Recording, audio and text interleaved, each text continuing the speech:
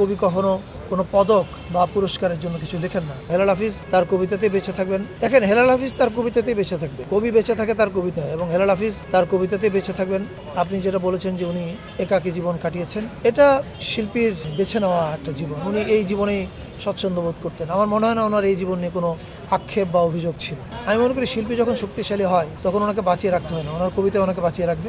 তবে হ্যাঁ, সংস্কৃতি মন্ত্রণালয় আমরা আমাদের কি কি দায়িত্ব আছে কবি হেলাল হাফিজকে নিয়ে কি কি করা যায়, কি করণীয় আছে, সেটা নিয়ে আমরা কাজ করব। এবং আমি নিশ্চিত আপনারা ওনার অসমাপ্ত পাণ্ডুলিপি থাকলে বাংলা একাডেমি বের করবে।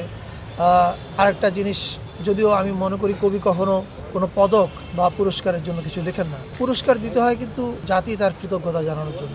হেলাল হাফিজকে তো আমরা 21 পদক বা স্বাধীনতা পদক কখনো দিইনি।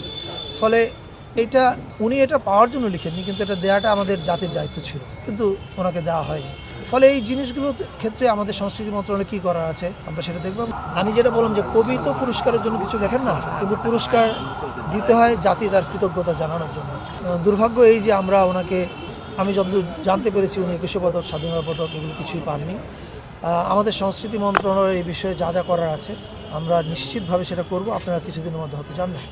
আপনি যখন বললেন যে মরণোত্তর পদক দেওয়ার ব্যাপার আছে, আমি এখনই কিছু ঘোষণা করার মতো ঘোষণা করতে চাই না, কিন্তু আপনারা নিশ্চয়ই আমাদের কাজের মধ্যে দিয়ে সেটা ছাপ দেবেন।